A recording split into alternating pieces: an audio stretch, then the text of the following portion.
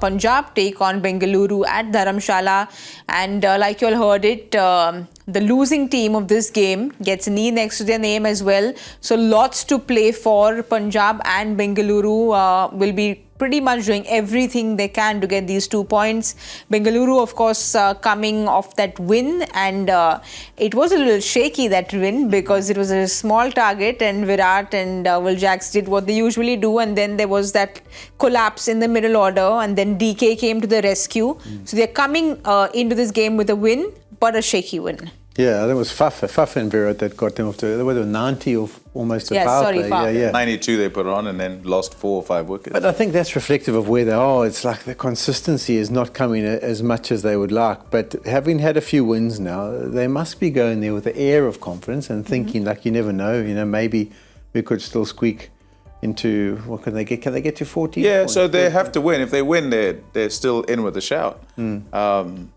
So if they win, they've still got a couple of games, so they can get to 14. Which never qualified before, but it could. And the net run rate's not too bad too. Needs things to happen for them. Yeah, they got to win that one comfortably. But, I mean, they'd also be disappointed the way they've played, and some of the big stars haven't gone really well, but they'll be hoping that they can maybe turn it on. And like all that kind of stuff will be forgotten if they do manage to get to 14 points and do 3 victories.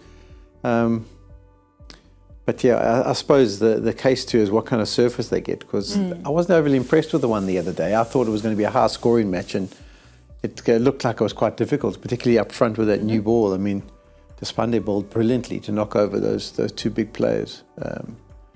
It'll be interesting to see how that one goes. Do you see any Pommie's changes? going to be live there. He'll send us. Yeah, I'll get there. I'll try my best to get there. Despite the squeaky win, I was quite impressed by the attitude. So, bowling-wise. And batting actually, and bowling-wise, yes, there was a whole sort of attacking or whatever, and then they kept them to what was a middling score.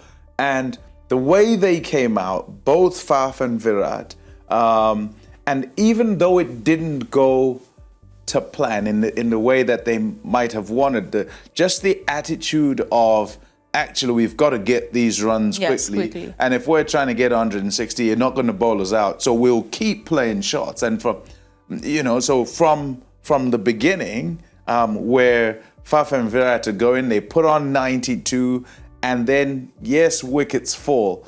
But as the wickets fall, doesn't matter. We're still going to try and get them as quickly as possible, because we've still got to address our net run rate. If we're going to have any chance of getting into that top 4, net run rate's going to be an issue. So nothing says if you're 6 down and you've got the runs quite quickly that it's a blot against your name. It's not. You still get your good net run rate and away you go.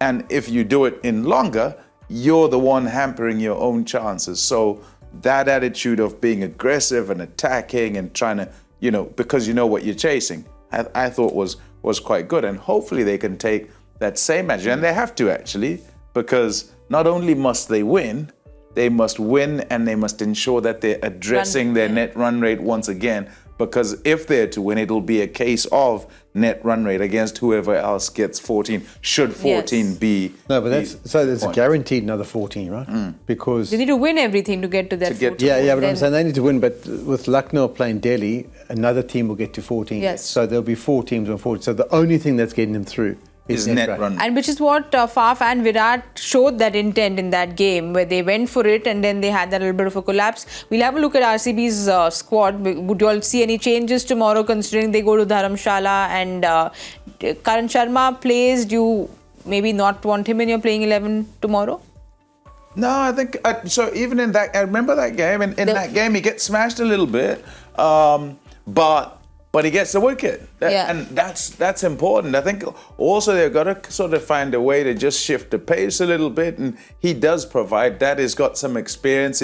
He's a sort of BMT sort of guy where, sometimes he's at the receiving end when guys are whacking it, but in my head, he gets the wickets. As I think about him, like in my head, he ends up with the wicket, and that gives you the chance of some sort of control in the game.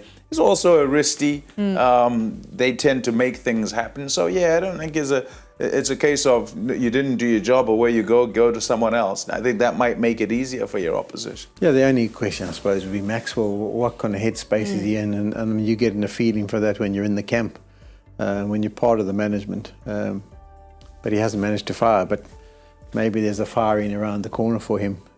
But that might be the only consideration. Otherwise, I don't think from a bowling side they were changing. And because of the way they bowled the other night, I thought it was really good. All right, let's have a look at Punjab's squad and see what we can expect from them tomorrow. Punjab have been pretty inconsistent. We saw them winning, we saw them losing quite a few games, then we saw them with those last over finishes winning a few, and it's just been inconsistent this season. And of course there's been Johnny Bairstow, who's got into great form. Do you all see Riley Russo playing tomorrow, or would you all want to shift him around? Yeah, I think he had a good game the game before. He got like a 40 or something, and then I think they both got a good nut to get knocked over, but I think they'll be just disappointed the way they batted. I mean, that score didn't seem like it was massive. In fact, I thought it was well short of what was par by CSK, and to have them win as calmly and easily as they did was a surprise. So it has been a little bit the Achilles heel, hasn't it, been the batting for Punjab. But I suppose they do have the advantage of already playing on that pitch and on that surface and understanding the conditions better than RCB would. So that might give them a slight advantage. But yeah, they're also in that side, there hasn't been enough for me. There hasn't been enough of consistency to really say that they're going to be dominant in any kind of way. Also, Sam Curran needs to put his hand up with the bat and the ball. Yeah, he's sort of fallen away, and I think when you sort of go back to man of the tournament in T20 World Cup 2022, I think it is, and then sort of follow the path from there, he's kind of dropped off a little bit. And I suppose he plays all the various roles. He's asked to do just about everything because he's so versatile, and so doesn't settle into one particular role that he plays, and that makes it difficult for him. But because of his skills, that's what's expected of him, to be able to do all these jobs. And as tough as it is, Punjab Kings need him to stand up, need him to have a good tournament, and when he does, they kind of have their best chance of doing okay. The fact that, in talking about the Punjab Kings batting, for instance, you're talking about Shashank Singh and Ashutosh Sharma, it says a whole lot, because those are not the two guys in putting their squad together that they would have been thinking are the ones who are going to sort of carry them to glory.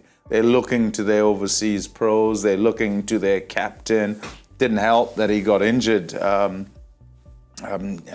the line and the captaincy had to change, but still you expect that the others, the more senior players, the more established players, would be the ones that would lead the way, and it's just not happened for them. All right, your players to watch out for then for tomorrow. I'm going Sam Curran actually for tomorrow. Yeah. And for RCB? For RCB, I think Will Jacks, like him, like how he just absolutely smokes it. Polly, for you? I'm going to go RCB, I'm going to go Cam Green. I think they'll need a decent all-round performance. And I think he can definitely play a role with his bounce that he extracts. And then for Punjab, who am I looking to come good? I mean, obviously, I'd like KG to have a wonderful match. But, I thought you were going to say that. He hasn't got many big wicket hauls, has he? He's been good for them, but he hasn't got many big wicket hauls. But Arshdeep Singh, I think, is the one. I think both the guys up at the top of the order have had the odd little issue about a left-arm seamer. So I'm wanting to see how he gets on and if he can get them off to a good start. Because if you break that initial opening partnership, I think that gives you kind of feel like you've got a third of the job done if you're playing against RCB.